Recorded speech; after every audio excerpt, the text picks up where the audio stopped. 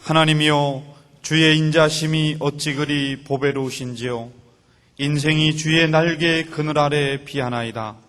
저희가 주의 집에 살찐 곳으로 풍족할 것이라. 주께서 주의 복락의 강수로 마시우리이다.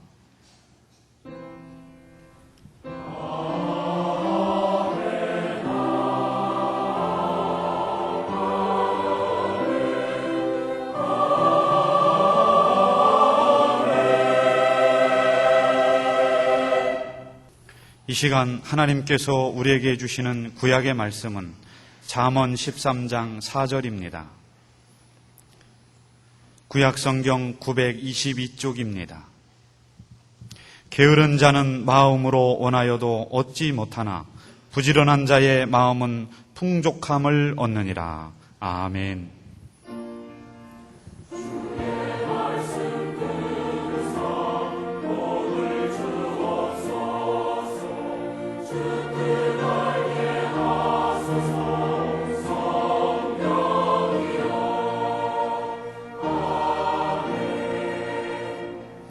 하나님께서 우리에게 주시는 신약의 말씀은 로마서 12장 10절에서 13절입니다. 신약성경 256쪽입니다.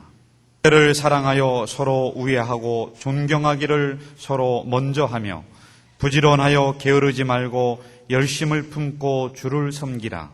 소망 중에 즐거워하며 환난 중에 참으며 기도에 항상 힘쓰며 성도들의 쓸 것을 공급하며 손 대접하기를 힘쓰라. 아멘.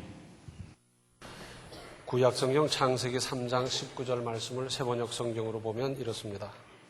너는 흙에서 나왔으니 흙으로 돌아갈 것이다. 그때까지 너는 얼굴에 땀을 흘려야 나다를 먹을 수 있을 것이다. 너는 흙이니 흙으로 돌아갈 것이다. 이 중에서 특별히 우리가 주목해야 하는 대목은 그때까지, 즉 세상을 마칠 때까지 너는 얼굴에 땀을 흘려야 나다를 먹을 수 있을 것이다. 그러니까 사람은 태어나면서부터 노동하고 부지런해야 살아갈 수 있다는 숙명을 안고 살아가는 존재입니다. 이러한 형편을 신약에서는 이렇게 가르치고 있습니다. 데살로니가 후서 3장 10절 하반절에 누구든지 일하기 싫어하거든 먹지도 말게 하라. 무슨 말씀입니까? 일 안 하는 사람에게는 먹을 자격이 없다는 것 아니겠습니까? 그러므로 사람은 일해야 합니다. 한때 우리는 일하지 않고 빈둥거리는 한량을 꽤나 괜찮은 사람으로 여긴 적도 있었습니다. 그러나 성경의 가르침은 그것이 아닙니다. 오늘의 구약 본문 말씀도 게으른 자는 마음으로 원하여도 얻지 못하나 부지런한 자의 마음은 풍족함을 얻느니라.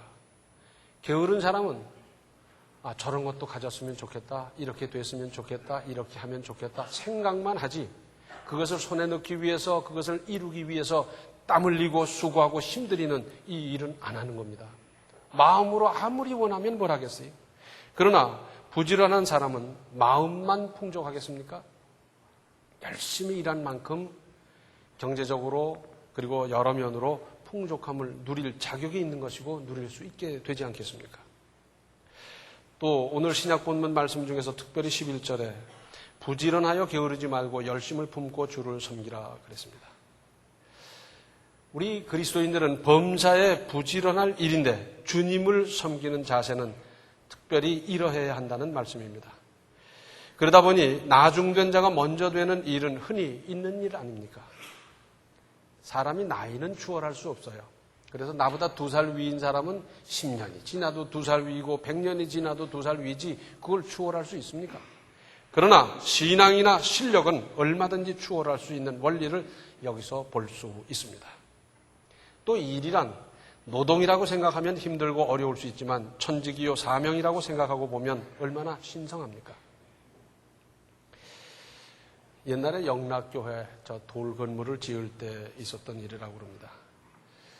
지금은 돌 건물을 짓는다 하더라도 이 타일같이 납작하게 해서 아주 손쉽게 척척척척 붙이지만은 그때는 돌 자체를 다듬어서 하나하나 올려놓으면서 지어가지 않았습니까?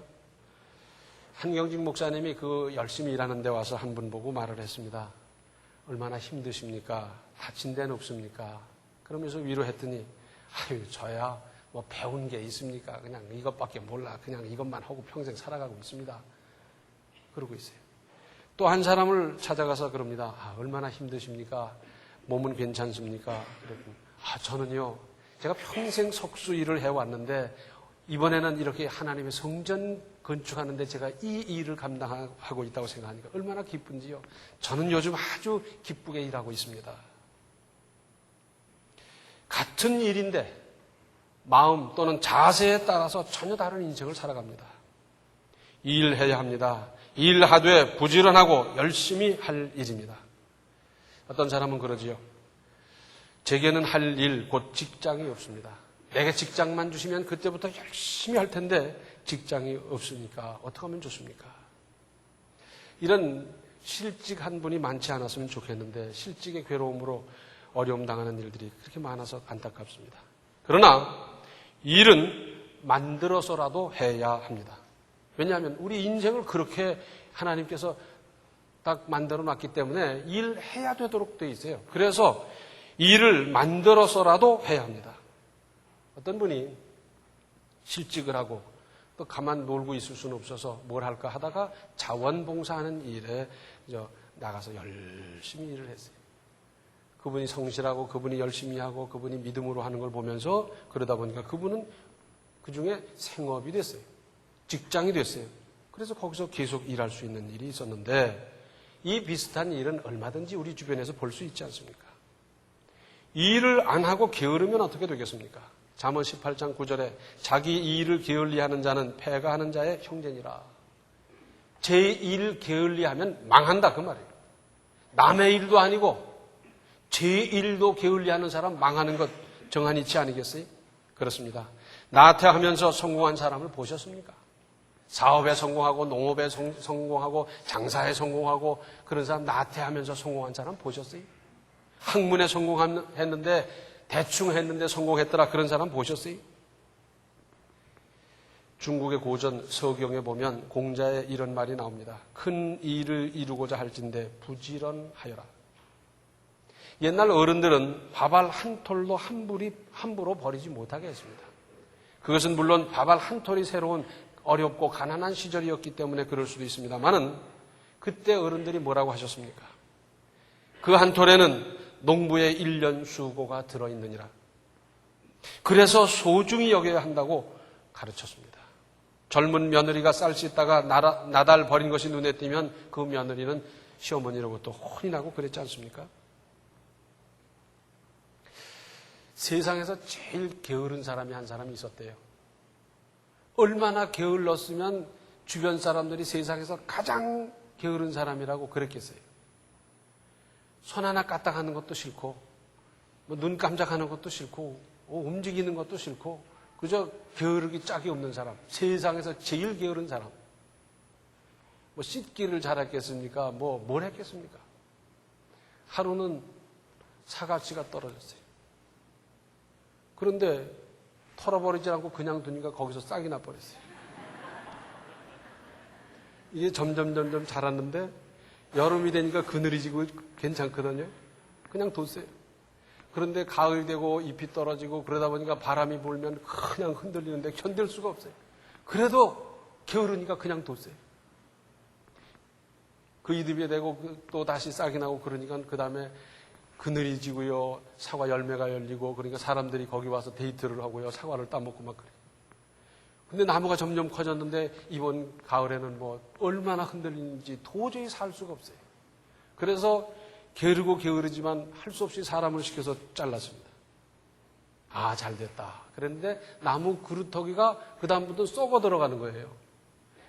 그러다가 구멍이 생기고 거기 물이 점점 고이고 자꾸 썩으니까 물이 점점 많아지고 하니까 머리가 얼마나 추운지. 게으르게 사는 것도 힘들어서 에라 모르겠다. 거기에 빠져 죽었대요.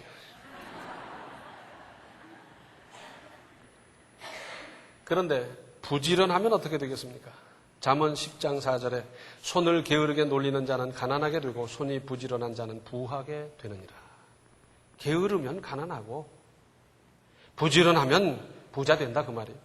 잠언 11장 16절 말씀을 새번역 성경으로 보면 덕이 있는 여자는 존경을 받고 부지런한 남자는 재물을 얻느니라. 그러니까 나태하면서 부자 될 생각 말라 하는 겁니다. 아예 나태하면서 부자 될 생각하지 마십시오. 부지런하면 어떤 사회에서도 살아갈 수 있는 것 아니겠습니까?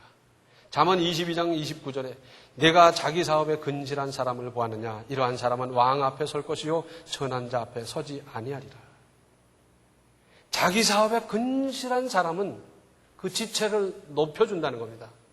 그렇지 못한 사람은 천박해진다는 거예요. 천한 사람 사이에서 살아갈 수밖에 없다는 거죠. 그런데 아무리 부지런한 사람에게도 좀 게으른 면이 다소 있기 마련입니다. 나는 언제 어디서나 누구보다 부지런하다고 자신 있게 말할 사람이 쉽겠습니까? 잠언 6장 6절로 11절에는 이런 말씀이 있습니다. 게으른 자여 개미에게로 가서 그 하는 것을 보고 지혜를 얻으라. 개미는 두령도 없고 간역자도 없고 주권자도 없으되 먹을 것을 여름 동안에 예비하며 추수 때에 양식을 모으느니라. 게으른 자여 네가 어느 때까지 눕겠느냐? 네가 어느 때에 잠이 깨어 일어나겠느냐? 좀 더 자자 좀 더 졸자 손을 모으고 좀 더 눕자 하면 네 빈궁이 강도같이 오며 네 곤핍이 군사같이 이르리라. 미물 개미에게서도 배울 것이 있고 성경에서 그렇게 말씀하셨으면 개미를 관찰하면서 우리는 거기서 교훈을 얻어야 합니다. 개미는 참으로 부지런합니다. 지휘자나 감독이 없어도 얼마나 열심히 일하는지. 누가 보지 않아도 얼마나 열심히 합니까? 그리고 열심히 저축하고 내일을 대비합니다.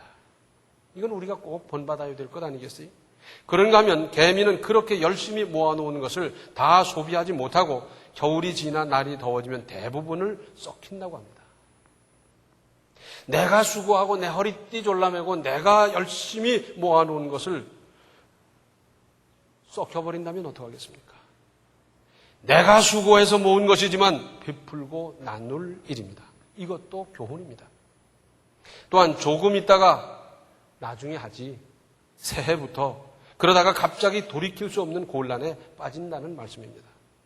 주춤거리다가 때도 일도 놓치고 핍절한 인생을 살아간다는 것 아니겠습니까? 지금까지 한국 사람 그러면 세계 많은 나라 여러 사람이 볼 때 그래도 부지런한 민족이다 그런 평가를 받아왔는데 지금은 어떻습니까? 특히 젊은 층에서 근면의식이나 근면정신이 매우 희박하지 않습니까? 가르쳐야 합니다. 요즘 젊은이들은 형편이 없고 일 안 하려고 그러고 놀기만 좋아하고 통탄하기에 앞서 부지런히 가르쳐야 합니다. 내 사랑하는 자식이 가난하게 쪼들려 살아가지 않고 제복을 받고 누리며 살게 하려 한다면 열심히 근면을 가르쳐야 합니다. 이걸 안 가르쳐 놓고 그래서 놀고 쉬고 그저 저 좋은 것만 하려고 그렇게 만들어 버린다고 하면 그것은 사랑하는 자식들 가난하고 쪼들리게 만드는 것과 뭐가 다르겠습니까? 그런데 현실은 어떻습니까? 우리나라 부모님들은 친절해서 그런지 부모가 다 해주고 엄마가 숙제해주고 그러다 보니 자식의 할 수 있는 재능이나 기능을 매장하고 있지 않습니까? 어떤 주부가 글을 썼는데 이렇게 썼어요.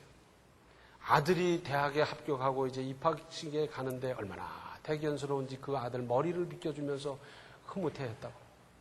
이걸 글이라고 썼더라고요. 대학생이면 지갑이 있어야지 그 머리도 못 빗는 놈을 세상 어디다 써먹겠어요. 참. 자식 병신 만드는 겁니다. 옛말에 소부는 재근이요 대부는 재천이다 그런 말이 있어요. 작은 부자는 열심히 일하면 된다는 거예요.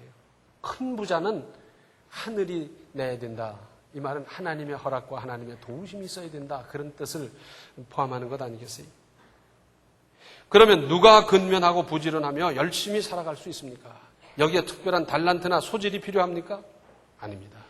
누구나 할 수 있습니다. 여기에 무슨 조건이 필요하겠습니까? 특별히 어느 인종이 게으른 인종이 있고 어느 인종은 부지런하고 아예 피해 그렇게 섞여 나오겠습니까?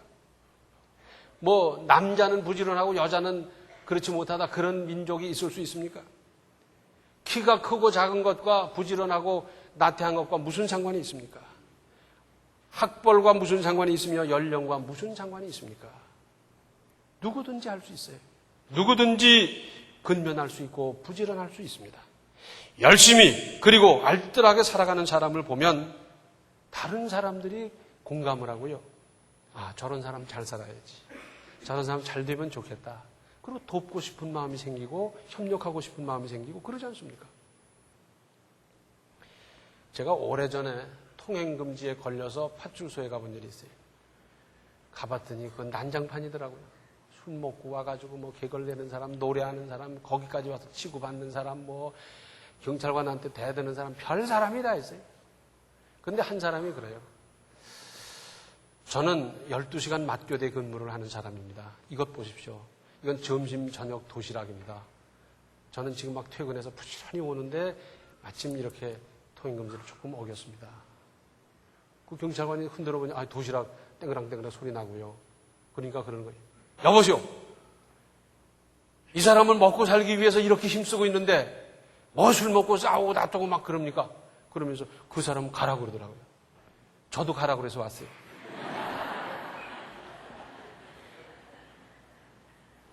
열심히 그리고 알뜰하게 살아가는 사람을 보면 돕고 싶고요.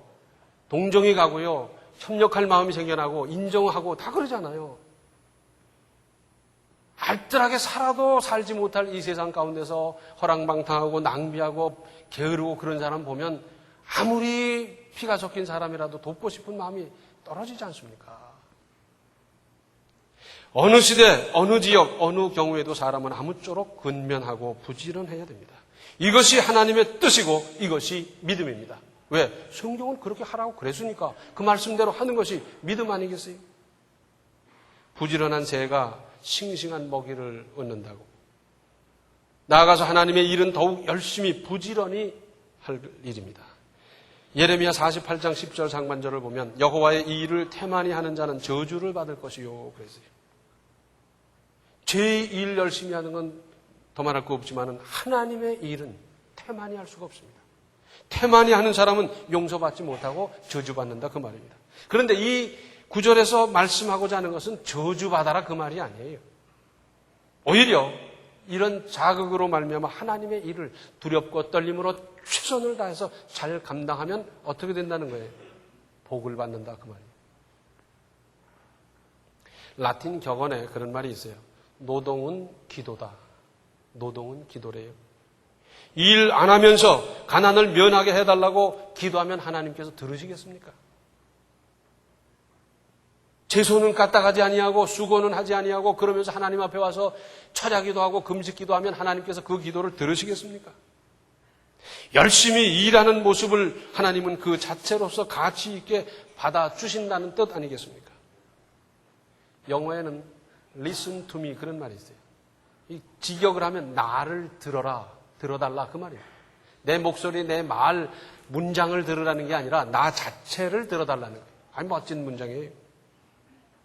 나의 앉고 일어섬과 모든 것을 보고 듣고 계신 하나님 앞에서 나를 들어주십시오. 그렇게 하려면 열심히 일하고 특히 하나님의 일에 부지런하는 것 여기서부터 시작해야 되지 않겠습니까? 제 일도 열심히 하는데 하나님의 일은 더 열심히 최선을 다할 때 하나님께서 얼마나 기뻐하시겠어요? 맞아. 네가 나를 참 최고로 여기는구나. 절대자로 아는구나. 그렇게 믿고 있구나. 입증되는 것 아니겠어요? 하나님께서 얼마나 기뻐하시겠어요? 부지런하십시다. 내가 하는 직장이나 가사나 내 손길이 닿는 일에 열심을 다하십시다. 어떤 경로로 내게 맡겨졌든지 그 일에 열심을 다하십시다. 특별히 하나님의 일에는 더욱 열심과 최선을 다하면 하나님께서 복의 복을 그와 그 후손에게 주시지 않겠습니까? 이런 은혜를 받으며 누리며 살아가시기를 바랍니다. 기도하시겠습니다. 은혜로우신 아버지 하나님, 저희들 지금까지 인생, 신앙 아무렇게나 살아왔습니다. 이제 이렇게 깨닫게 해주셨사오니 이제 분별력 있게 잘 분별하며 살아가게 하여 주시옵소서. 제 일도 게을리하면서 무슨 다른 일을 하며 대성을 바랄 수가 있겠습니까? 저희들에게 허락하신 어떤 일이든지 저희가 힘써 열심으로 부지런히 할 뿐만 아니라 하나님의 일에 더욱 정진하는 믿음 주셔서 하나님께서 우리의 기도뿐 아니라 우리의 온 삶을, 온 행동을 우리의 모든 것을 다 받아주시는 그 은혜를 입게 하여 주시옵소서. 그래서 저희 한 사람 한 사람을 통해서 하나님의 나라가 확장되고 하나님의 뜻이 이루어지고 그래서 이 세상은 점점 밝아져가는 그 역사를 우리로 말미암아 이루어 주시옵소서. 예수님의 이름 받들어 간절히 기도하옵나이다. 아멘. 범사에 특히 하나님을 섬기며 신앙생활하는데 부지런해야 합니다. 지금은 생명의 주 예수 그리스도의 은혜와 하나님 우리 아버지의 극진하신 사랑과 성령의 감화 감동 충만 교통하심이 범사에 부지런하고 하나님의 일에 더욱 힘쓰기로 작정하는 모든 성도들 머리 위에 이제로부터 영원토록 함께 계시기를 간절히 축원하옵나이다. 아멘.